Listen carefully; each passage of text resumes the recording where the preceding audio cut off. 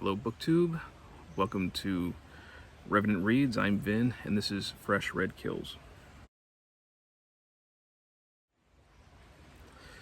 So I decided to film outside today, take advantage of the nice weather that we're having here in Connecticut. It seems like it's part of BookTube etiquette to make sure you point out your weather, and today it's very pleasant. Been very busy. I got my first vaccine shot yesterday, Moderna. Didn't know how I was going to feel today, if I was going to feel up to recording anything, because I know the side effects can be a little bit tricky, but I really haven't had any side effects other than a sore arm from where I got the shot. Yesterday after we got the shot, we kind of celebrated. We ate a big breakfast, and then we went hiking along the Housatonic River. Beautiful river, and I'll just kind of insert some footage here to show you where we ended up sitting for a while and just enjoying the water.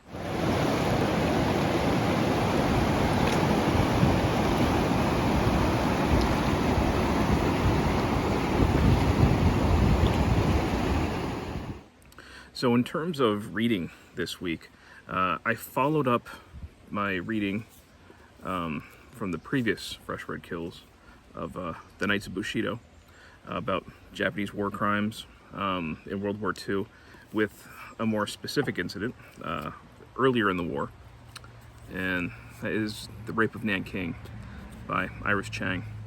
A book that has more of a history itself than I originally realized when I first picked it up.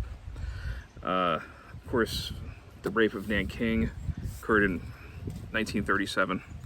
After the Japanese took over the city, they essentially spent 6 weeks massacring its citizens.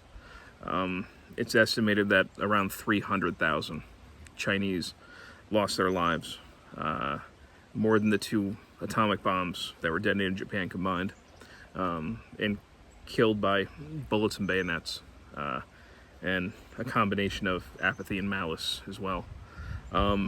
This was, I knew when I read Knights of Bushido that was some dark stuff. And I knew when I was going to be reading about something more particular that it might just get even darker, and it actually does. The stuff that the Japanese did in here it's horrendous. It is, you imagine the worst possible thing that you could do to a human being, and they'll outdo you. I'm not going to go through the long list here, but she organizes this book in a very interesting way, a way that I think is very effective. The first couple chapters refer to what she considers kind of like her Rashomon approach, based on especially the Akira Kurosawa Japanese film. So first she looks at the Rape of Nanking, the incident, from the Japanese perspective.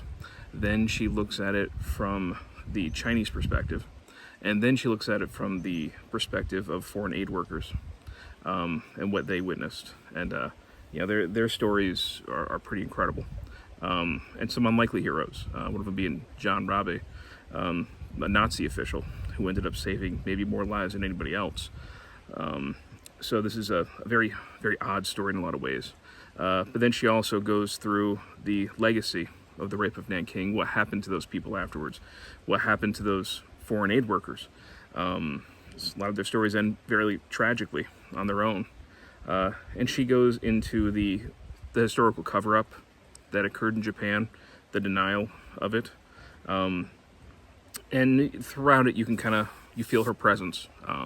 She talks very explicitly about some of the research, about some of the people that she came across. So it's somewhat journalistic in a way, as well as a history. And her presence is felt, and that's maybe one of the reasons why this book takes on a whole new character, because she kind of becomes a part of the story, and she becomes a part of how we remember the Rape of Nanking today, largely because of the popularity of this book and her tragic ending. This was published originally in 1997 by Basic Books. Unfortunately, in 2004, she suffered what's essentially a mental breakdown, paranoia, depression, and she unfortunately ended up taking her own life. And that her suicide really hangs heavy over the legacy of this book. her own tragic story has become a part of the story of the rape of Nanking, at least especially in Western culture, because this book was so influential and she's so much a part of it. There's even an epilogue from her husband to the 2011 edition, where he explains, at least from his point of view, her mental breakdown and what happened. But yeah, it's horrendous. I'm not going to go through a long list at all of the things that the Japanese did, but just as a sampling to understand what we're talking about with the level of cruelty and also how accepted it was. Here's just that's from a Japanese newspaper. You can see there's numbers on the side, 106 and 105, and that is an article from a Japanese newspaper about these two Japanese soldiers who had a contest with each other about who can cut off 100 Chinese heads first. And this is not a condemning article, it was glorified, and both men grimly exceeded their expectations and their goals. It's hard to read some of this stuff. I think that there's a quote from one of the eyewitnesses, a foreign aid worker, John Gillespie McGee, who wrote in 1938 something that I think summed up how I was feeling as I was reading this. It says, "I think I have said enough of these horrible cases. There are hundreds of thousands of them. Being so many of them finally makes the mind dulled, so that you can almost cease to be shocked anymore. I did not imagine that such cruel people existed in the modern world. It would seem that only a rare, insane person like Jack the Ripper would act so." It's a good description, actually, for what happened in Nanking. If you imagine thousands of Jack the Rippers loose on an unprotected populace, what it would be like, and that's kind of what Nanking was. Now, with all that grimness, I think that, and I mentioned, Iris Chang, this is also, it's a very good book. The way that she organizes it, the way the story, she manages to have it unravel, the way she dives in deeper into certain aspects of the aftermath. So I said there's a history, there's also a little bit of investigative journalism aspect to this, and it's grim, it's dark, but it's compelling.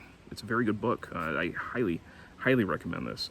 I know some people who would watch my videos express interest in The Knights of Bushido, and this is, I think this is definitely worth reading, but this is very lawyerly.